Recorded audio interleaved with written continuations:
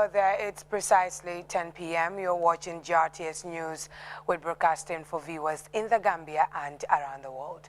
Our top stories this hour. Fighting breast cancer, the National Cancer League moves to drive action on cancer with a major procession drawing attention to the scourge of the deadly disease. Advancing a new approach to waste management, residents of Lamin moved to clear illegal waste dumps amid augmented efforts to boost environmental upkeep in the sprawling town. Strengthening national unity and reconciliation, the National Council for Civic Education expands its nationwide dialogue tour to sustain peace. In sport, a fresh quest for glory inspires World Marathon champion Kip Choge as he embarks on a new mission to break his own record under 2 hours in a race he likens to the first moon landing. And salvaging Gambia's road to Qatar 2020, the National Scorpions prepare for a major showdown with Djibouti in the preliminary African Cup qualifiers on Sunday. We observe preparations at the Independence Stadium ahead of the crunch time. Elsewhere, protesters in Ecuador vow to stay on the streets until Moreno steps down. Violent demonstrations against austerity measures continue unabated in the capital, Quito. Plus, hopes of a breakthrough emerge in the U.S.-China trade war as officials engage in negotiations, reaching a preliminary agreement short of a comprehensive deal. All that and much more coming ahead this hour. Many thanks for staying with us.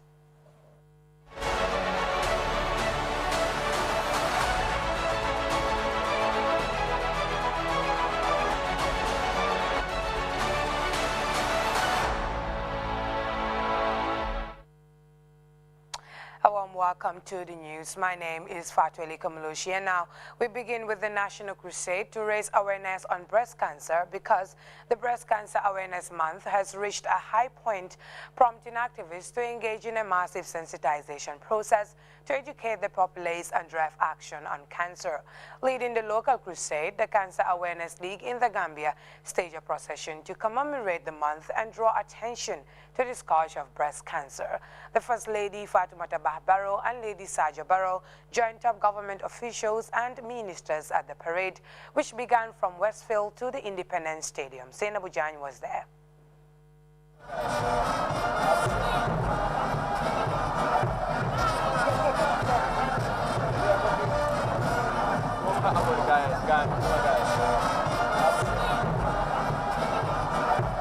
The Breast Cancer Awareness Walk took place from the Westfield Monument to the Independence Stadium in Bakau. Scores joined the walk in raising awareness of the scourge of breast cancer illness, patients and survivors. Women, men and children walked in solidarity to end the disease. Before the event started, a movement was observed to honor the lives of all cancer victims and to the late Sisi Sawane, who was a passionate advocate for women's rights. The Cancer Association League, comprising 10 different cancer organizations, came together to highlight the importance in fighting breast cancer and all other cancers that affect the society, especially women. The fight is in solidarity towards the people who have lost their lives to cancer, says Ajif Dafe, the president of the Cancer League Association. For me, I think today was definitely a memorable day. It's a good start because it showed solidarity. It showed that men and women came from everywhere, all over the Gambia with one voice, stating that Mbolo Moidole, that we're going to take our health into our own hands. So that is something that really shows us that we're making progress and we're actually ahead of the game. Educate to fight, to sensitize people in the fight to beat breast cancer was the reason behind this march past and then event at the stadium. Now this is our fight, and we are going to fight together to kick cancer out. Addressing the gathering, the Minister of Health, Amadou Samate, highlighted government's efforts in providing the requisite support in tackling the cancer menace in the country. But we are equally happy to announce here that due to the personal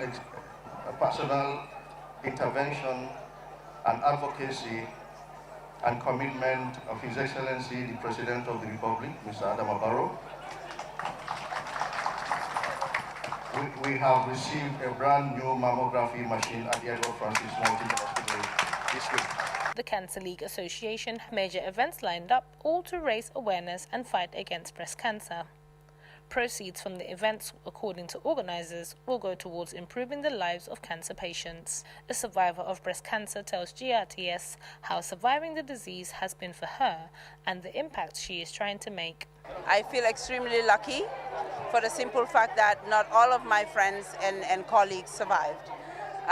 The journey is hard, it is painful, but alhamdulillah, I'm happy that I survived it. And my mission and my job is to help other women to survive it and also to live through it.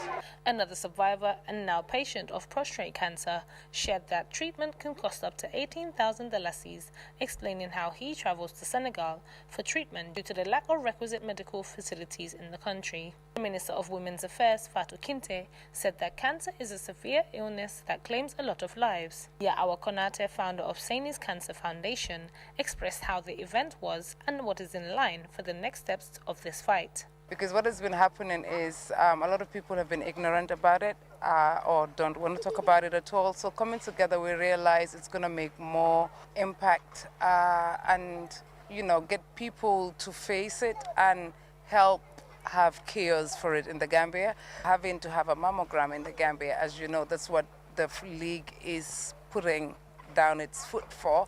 The First Lady of the Gambia, Fatoumata Barbaro, also took to stage to advocate for organizations and more partners to contribute funds towards helping the Cancer League Association. The narrative must change.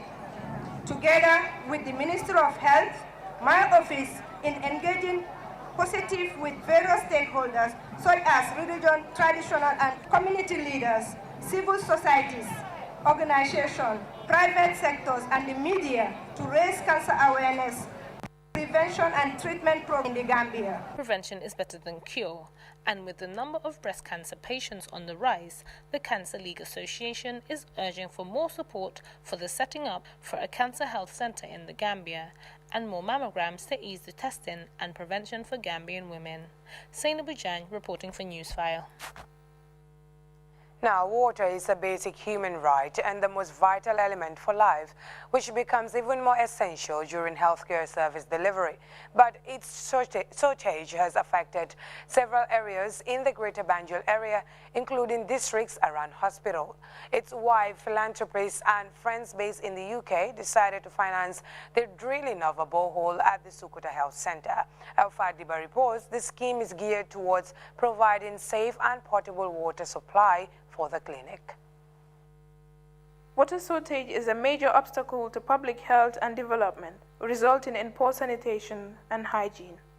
In a bid to ease this burden, the Bahadur family based in the United Kingdom funded the drilling of a borehole at the Sukuta Health Centre.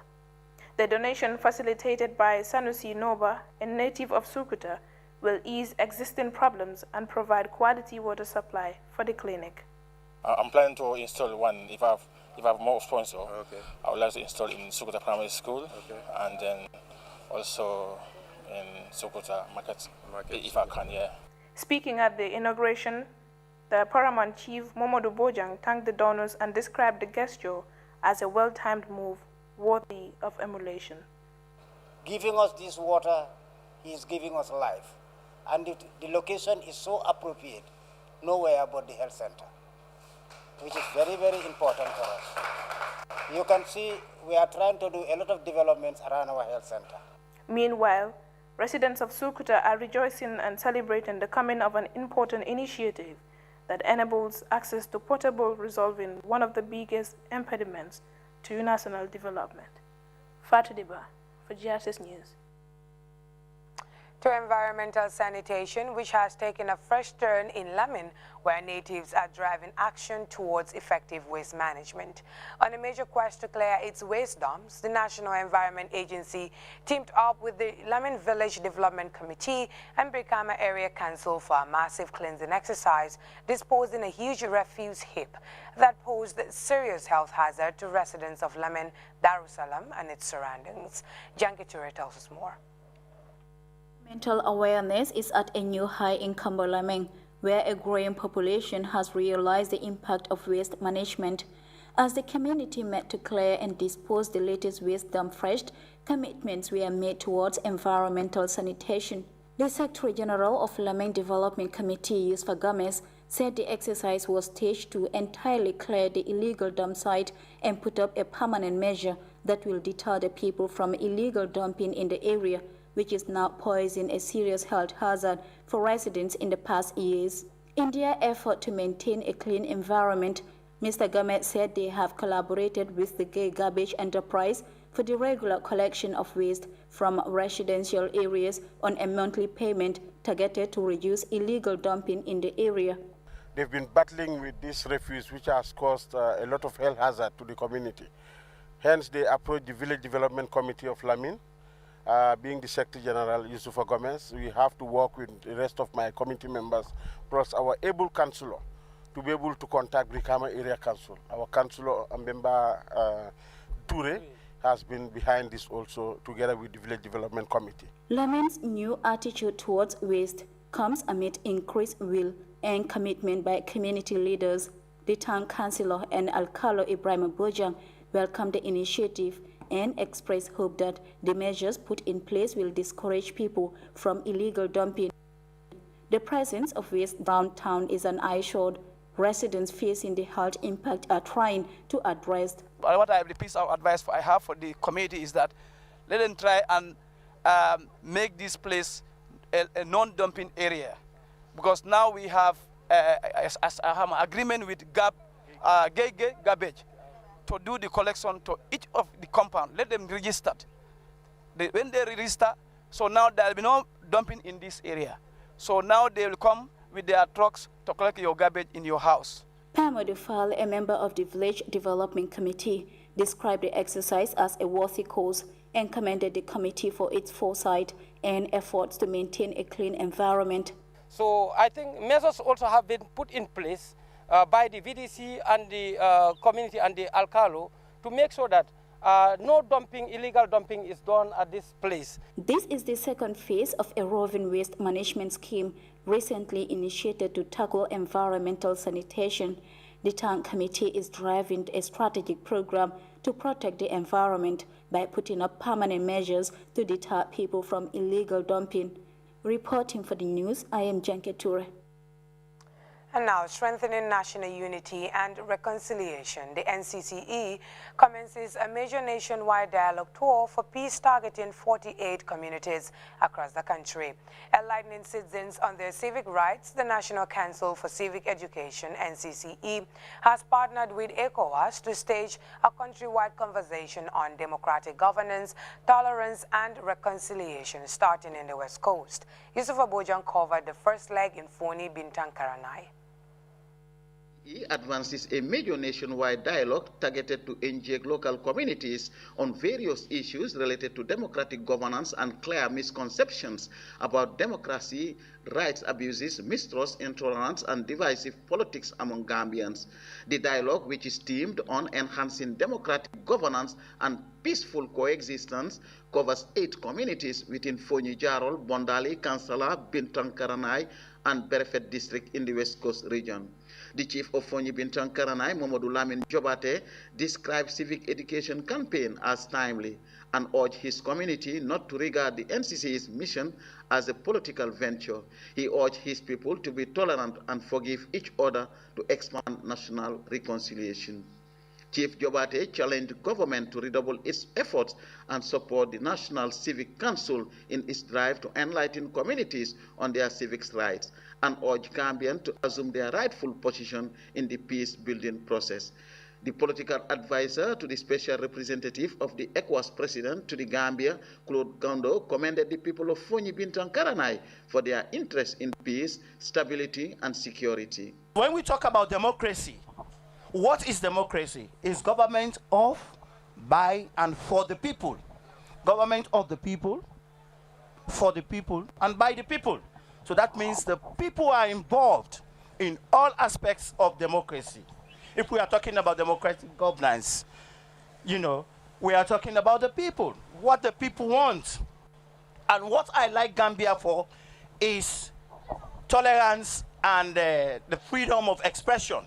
Leading the strategic discourse, with the citizenry, NCCE chairman Alhaji Sering Fai said the Council for Civic was established to promote democratic rule, which it is driven via sensitization and education to build understanding and promote peace, dialogue, and reconciliation. This democracy we're talking about is here to help us to protect and guard the Constitution jealously, and also to help us to live peacefully. Gambia is known for peace. In fact, some people call it the smiling coast of West Africa. And we should not allow that smiling to turn into something else. And the only way we can maintain that is for us to come together and respect each other and respect the rule of law.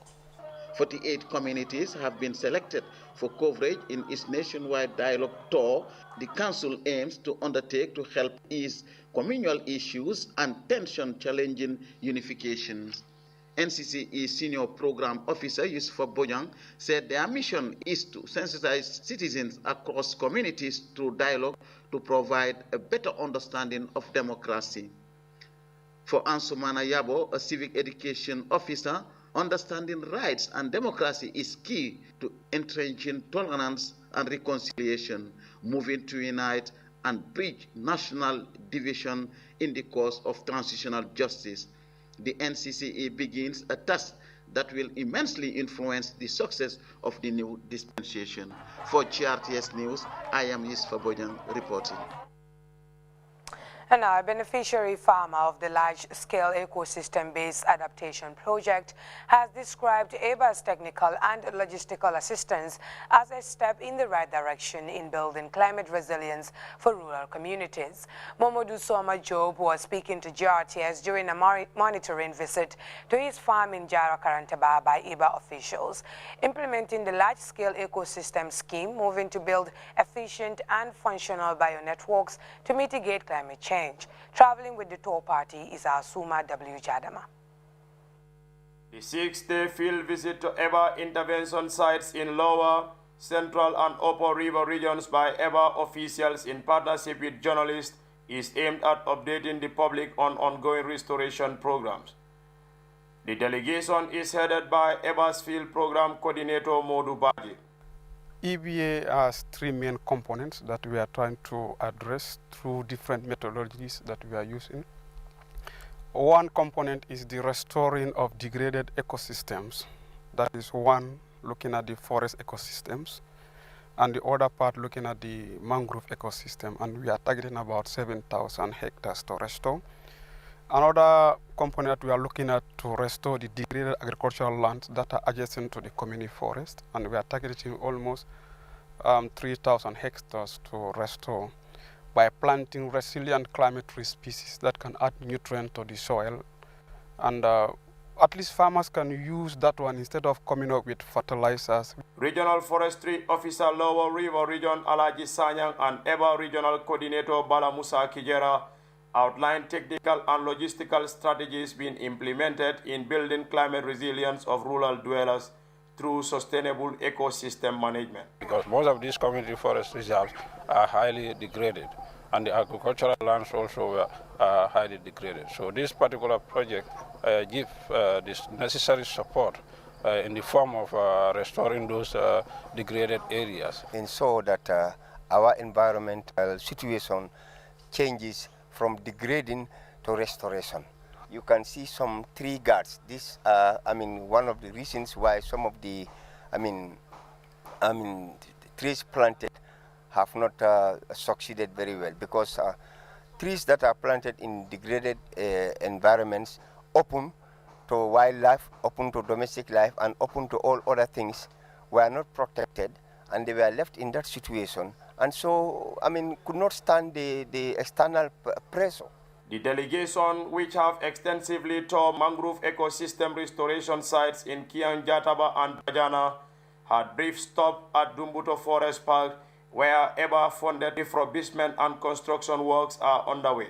Because most of the time we are posted in the communities, in the very heart of the communities, villages, to work with them.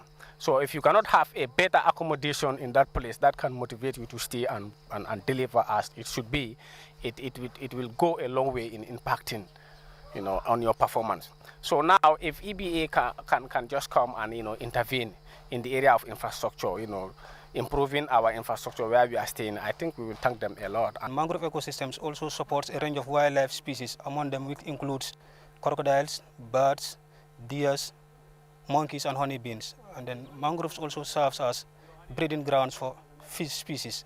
Visited community members took turn to commend EBA project for sponsoring ecological activities in their communities. The planting of this mangrove is one thing, but the sustainability of it is a $1 million question that EBA project officials are trying to find a particular solution. Suma W. Jadama reporting for GRTS from the Lower River region. Now, stakeholders involved in the promotion of vitamin A-rich crops have concluded a 5-day monitoring and evaluation visit to communities and schools engaged in the multiplication of newly introduced varieties in rural Gambia. Our Yusufa Boja reports the visits were meant to get first-hand information on crop performance. Kemo Kante made the remarks on Friday at the school garden where vitamin potatoes is being cultivated through support from the EU-funded project titled Improving Food Security and Nutrition in the Gambia through Food Fortification. The project is being implemented by FAO and partners. These vines are brought here by Nari people. They brought these vines and then they started it there on 3 beds for propagation. Yeah, three varieties. That is Somia, Tibele, and Kandi. The project aims to minimize malnutrition in the Gambia. Kinte explained that the availability and consumption of potato leaves is contributing to the health of the students. We plowed this area $2,500 from the vines that we sold. The cost of this plowing from the vines that we sold to the community. And it did not even end there because in our school meal, every Tuesday we have plazas. And these plazas, we buy leaves. So, but as soon as we started working on these things, we no more buy leaves. We have enough leaves in the kitchen, and then the plazas is always wonderful for the children. He further noted that proceeds from the potato vines have been used to fund the school meal for 2 weeks. A member of the school mother club, Fatu Silla, explained that over 100 women have also received vines from the school for multiplication in their individual farms, adding that they are also consuming the leaves at household level. This, Madam Silla noted, is impacting on their health, adding that incidents of anemia and malnutrition have declined drastically. She expressed her resolve to commercialize the orange flesh sweet potato crop. At Madina Lamin Kante in CRR North, Mustafa Ba, Senior Agriculture Officer, said the food fortification project is immensely improving the lives of the people in the area. Women has been working very hard to increase their production and productivity. We also have an extension worker on the ground who normally works with them to help farmers solve their problem in order to attain food security. As we know, vegetable is very, very important and to our health. At Lamin Koto Women Garden in CRR North, Maimuna Jaula and Aminata Koma commended the project and appealed for the provision of a fence to avoid animal intrusion into their garden.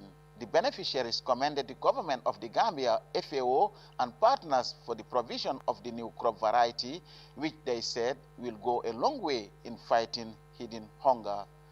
Yusfa Bojang reporting for GRTS News. This is GRTS News live from Banjul. Let's take a look at a major story from what has been a difficult week in the Gambia. GRTS staff, the media fraternity, and Gambians from every walk of life emerged to pay their final respects to journalist Sisi Sawane, who died in a car crash Wednesday afternoon with 2 others, namely Papa Mohamed Toure and Sekou Toure.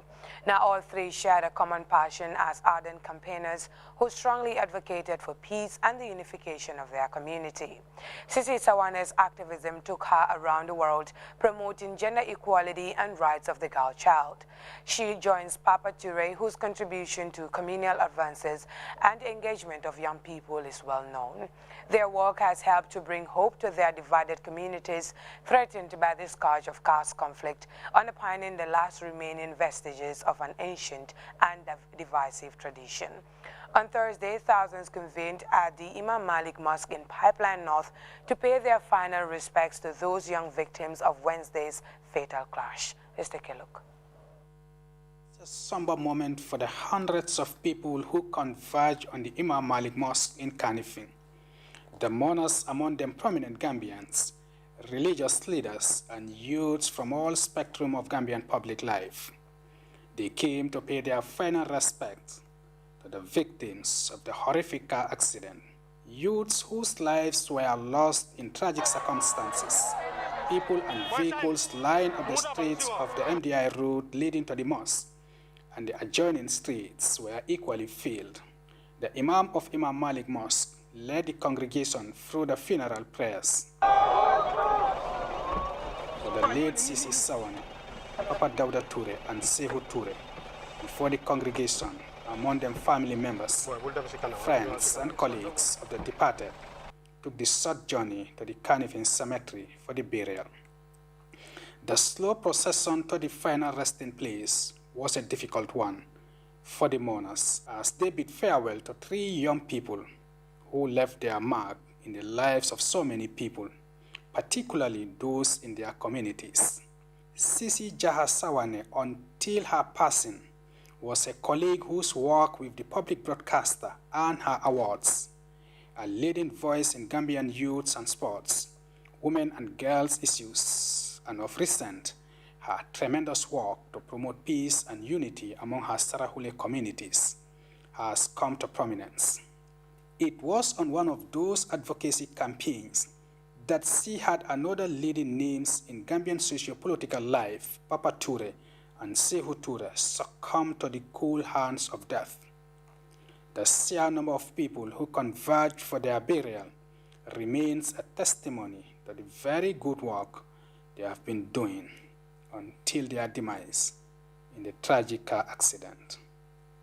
Omodes Jalo, GRTS News. May their souls continue to rest in peace. Now, efforts to promote national unity for inclusive and sustained development are taking shape, with more organizations joining the civic quest to establish strong democratic institutions. United Mission The Gambia is the latest group to join the advocacy fray as a vehicle for prosperity. The organization, as Louis Mendy reports, intends to use missionary reformers to promote a just and transformed society that brings equality, love, and socio-economic support for all. The launched United Mission The Gambia aims to see a just and transformed society by divine law practiced and taught by human beings. One of the many ways the organization intends to do this is by raising awareness on the need for man to see fellow man as God sees man. Papa Dominic da Costa is the National Administrator for United Mission The Gambia. Our goal is to recruit 4,000 missionary reformers and 100,000 beneficiaries from all the regions of the Gambia. That's from Banjul or Khartoum to Koina. The missionary reformers are trained and expected to reach out and recruit beneficiaries, and also are responsible for the following objectives. United Mission seeks to raise the level of awareness of the Gambian population, reduce mistrust between cultural and religious entities, support socio-economic actions, targeting social actions with a view of reducing economic inequalities. Da Costa said the organization does not seek anything but to develop the country through the love of God. What seeks to do here in this country is to use the eyes of God to see everyone resident in Gambia as the same, equal before God. It's set to work in the agricultural sector, is set to work on the educational sector, is set to work on the health sector. And all of these things are very, very necessary in a country. Clarice Maidambo, an expert in United Mission matters, said United Mission The Gambia has the ingredients to lift the country out of poverty if embraced. Nous pensons que ce projet de United Mission, we think that the project of United Nations will be a relief for the Gambian population. UM has an opportunity to offer some jobs, and we ask the population to seize this opportunity and register according to the criteria. United Mission de Gambia is an affiliate of the African Union headquarters in Kinshasa, as DRC Congo remains the only accredited office of the United Nations internationally by Switzerland. Sirenga Joseph is the Director General for United Mission for Africa. Pour contribuer au changement de ce contexte, United Mission a élaboré un programme de réforme en Afrique dans la zone 1.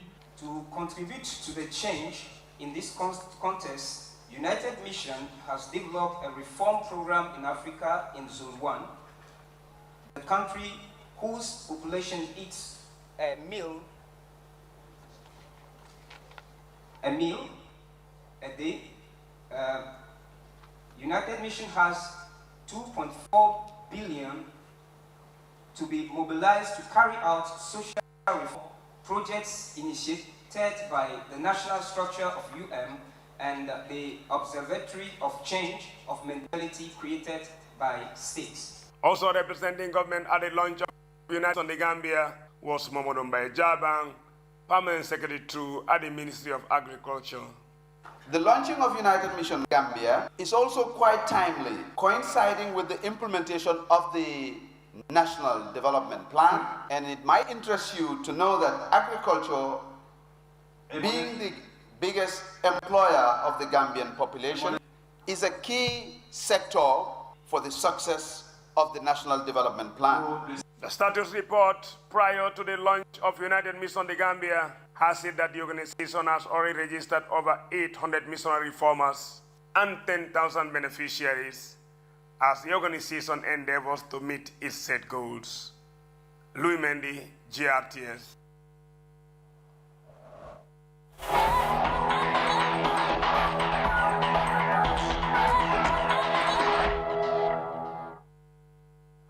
To some sports now, and what the world's marathon champion, Kenyan Eliud Kip Choge, likens to the first moon landing. It's a goal long-distance runners have always dreamed of achieving, running a marathon in less than 2 hours. CGTN's Hendrik Sibrandi reports. Long-distance runners have always dreamed of achieving, running a marathon in less than 2 hours. It's just as huge as running a sub-4-minute mile. Until Eliud Kip Choge came along, nobody thought we would see it, maybe in our lifetime. Platches is running really strongly. Long-time marathon Art Platches, who once ran the race in 2:08:50, came somewhat close. Eliud Kip Choge of Kenya, who's won 11 of the 12 marathons he's entered, has taken the sport to a different level. He hasn't had a bad race yet. Kip Choge arrived in Vienna, Austria to do the once unthinkable, run 26.2 miles or 42 kilometers in 1:59:59 or less, competing against the clock as opposed to other athletes as part of the Ineos 1:59 challenge. It's a big deal. It's a nice round number. Amateur runner and physiology professor Roger Cram runs University of Colorado Boulder's Locomotion Lab, where the biomechanics of sports like running are studied. Cram and others came up with a way to measure how the layout of a race course affects a marathoner's performance. In an ideal world, he says, the course is straight shot that's pancake flat. In reality, elevation gains and turns can add precious seconds to a runner's time. There's no free lunch in running. And you might think that, well, if it's half up and half down, that's a wash. But that's not the case. Going up costs you more than going down saves you. Using Google Earth to measure curves along the route in Vienna and an on-the-ground volunteer with an altimeter, Cram determined the course would cost Kip Choge just 5 seconds. Information race organizers wanted to know. It's very close to perfect course. This is what happens when you get 6 running nerds who have something that really captivates our interest. We want to try to analyze it. Kip Choge holds the current world record, 2:01:39, set at the Berlin Marathon last year. His use of pace runners in Vienna made him ineligible to set a world record this time. Lack of official recognition shouldn't detract from Kip Choge's accomplishment, Platjes says. Our sports needs something positive, and I think it comes at the right time. Cram believes his work is proof that math has a place in sports. Science is fun. It's not just boring equation. In fact, numbers, the nice round number 2 to be more exact, is what Eliud Kipchoge's quest has been all about. Hendrik Sabrandi, CGTN, Boulder, Colorado. Well, the Scorpions of the Gambia will host Djibouti in the return leg of the preliminary round of qualifiers for the 2021 African Cup of Nations.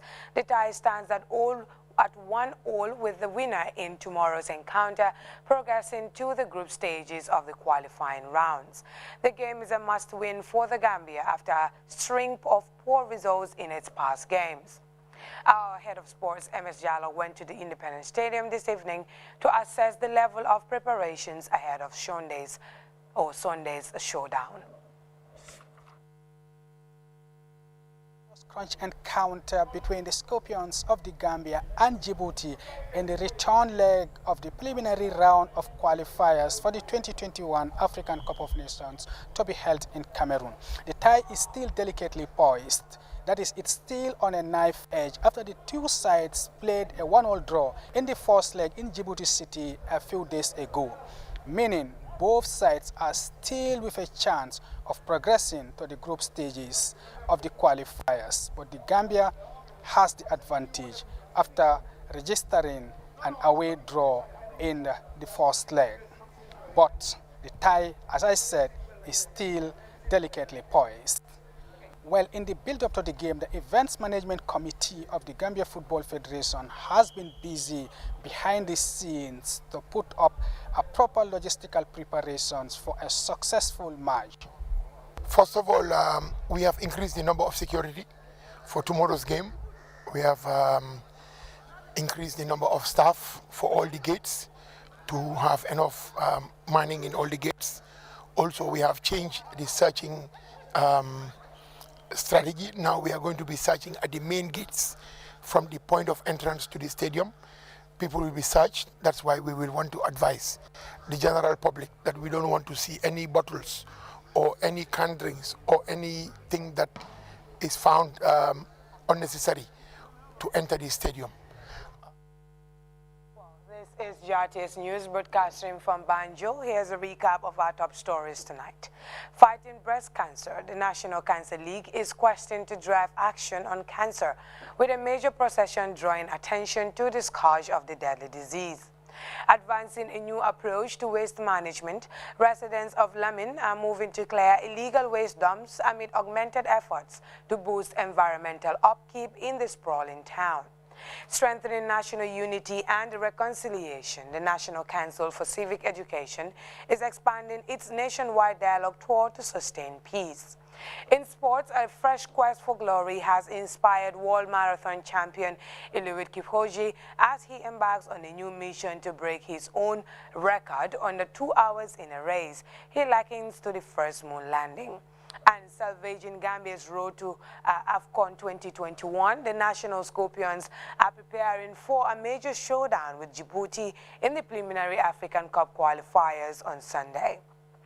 Elsewhere, protesters in Ecuador have vowed to stay on the streets until Moreno steps down. Violent demonstrations against new austerity measures continue unabated in the capital, Quito. Plus, hopes of a breakthrough have emerged in the U.S.-China trade war as officials engaged in negotiations reach a preliminary agreement short of comprehensive deal. That's all in this edition of Grts News. Thanks for watching and have a pleasant evening. See you soon, hopefully.